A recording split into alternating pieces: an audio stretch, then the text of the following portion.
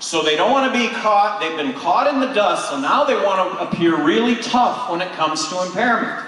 So you realize that in Washington State and Colorado, 5 nanograms in your system is DUI.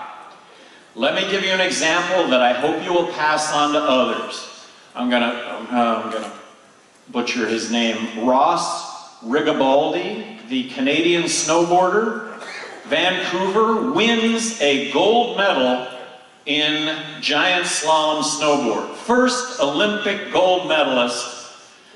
And Ross tests at 17 nanograms after his Olympic winning run.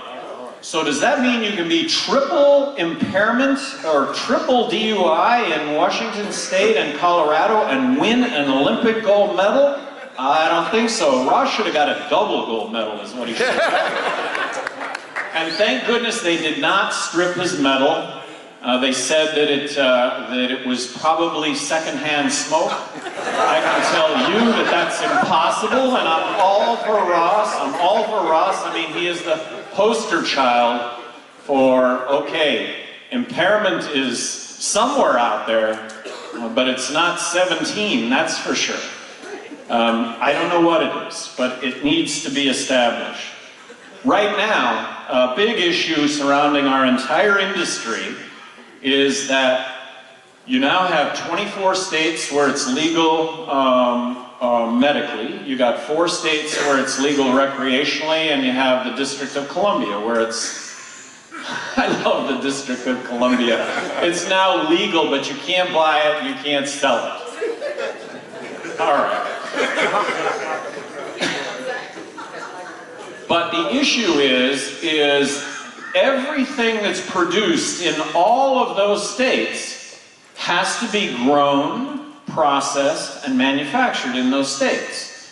And that's something that's going to change going forward. That's going to be a big dynamic moving forward. It's not the best consumer situation where everything that I have to buy exists or is grown in the state that I live in that there may be some marvelous, marvelous products that if it were open across state lines, that would be a good thing. And I do think that we are going to legalize marijuana in this country, and that within 5 years, all of the states will legalize marijuana with the exception of perhaps Alabama and Mississippi. And this is just my own view of this. And here's another thing that's going to happen, in my opinion, crystal ball, is that all those states that I mentioned, 24 states medicinally, 4 states recreational, everything that I just said happened at the ballot box. These were people voting for this. Well, I think that California, and I realize there's a question mark on getting the question on the ballot this go around. There seems to be every single time when it comes to California, but I think 2016, I think California legalizes marijuana at the ballot box, and I think that overnight, you're going to see 25 state legislatures legalize marijuana, and it won't happen at the ballot box anymore. The writing will be on the wall, and that is what's going to happen. Another thing, the Constitution of the United States. I always have viewed the Constitution of the United States as protecting rights of the minority against the will of the majority. And simply that says if 70% of people say that it should be criminal to smoke pot, and you happen to be one of the 30% that doesn't think that that should be the case, they shouldn't be able to impose their will on you and I and put you or I in jail because we happen to be one of the using components of the 30%. But have you stopped for a second to realize what's happened in this country right now? And we ought to be mad as hell and say we don't want to take it anymore. And that is that 60% of Americans now support legalizing marijuana, and 40% of Americans are saying you belong in jail for that activity. That is a huge, gigantic disconnect that everybody needs to come and understand. I mean, that is just absolutely insane. I was introduced at an event in Denver. This was 3 years ago. And the introduction went something like, so, we have good news, bad news. The good news is we have Governor Johnson here speaking. He is the highest ranking elected official in the United States to call for legalization. The bad news is Governor Johnson is still the highest ranking political elected official to ever advocate on the part of legalizing marijuana.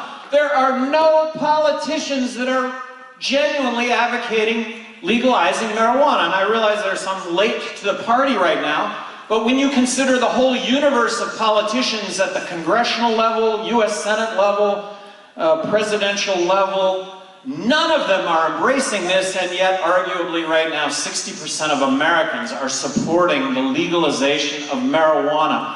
Where is there an issue that comes close to this disconnect that we have in this country? An opportunity that exists right now, Indian lands. I don't know if you realize that in the middle of December, the Department of Justice issued an opinion that on Indian lands, so tribal lands, Pueblo, reservation, that if the reservation votes that they want to legalize marijuana recreationally on their tribal lands, then in fact they can do that. And so right now the Department of Justice has opened the door for Indian lands to basically become the incubator for potentially research and development and making products that, okay, let's use as an example South Dakota. South Dakota is not legal marijuana. But let's say a tribe in South Dakota decides to make it available recreationally. You, as a citizen of North Dakota, can drive onto reservation land. You can use marijuana recreationally. You can buy it. If you leave reservation land, you could be subject to arrest and potentially worse consequence when you leave.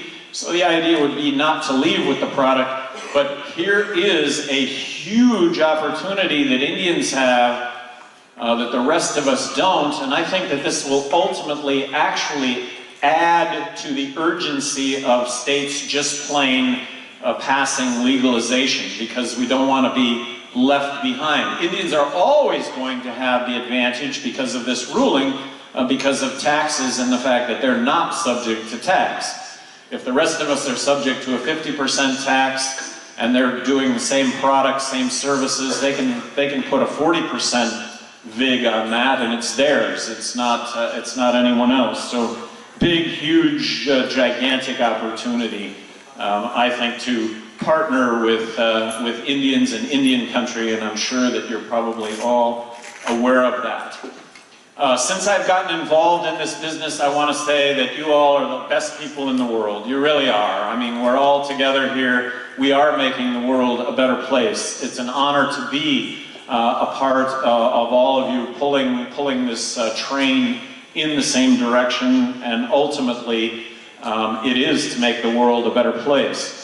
Another thing that I constantly come in contact with is, you know, we might be out there as a competitor to you, and my line is always, nah, none of us are really going to compete with one another. There's plenty out there to go around, and working together responsibly to make this happen is really important. I recognize that all of you are spokespersons in the groups that you hang around with, and that people look to you for knowledge on this topic.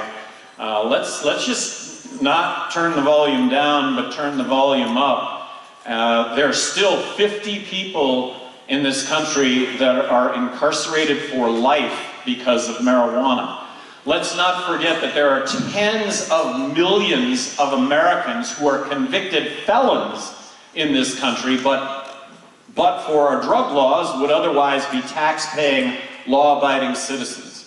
One of the great untold stories of prohibition of alcohol is when the prohibition of alcohol ended, there was this mass pardoning that went on and should have went on and did go on.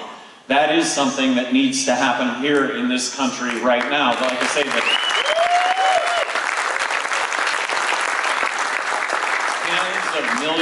Americans who are convicted felons. With that, I would love to answer any questions, any comments that any of you have, any insults.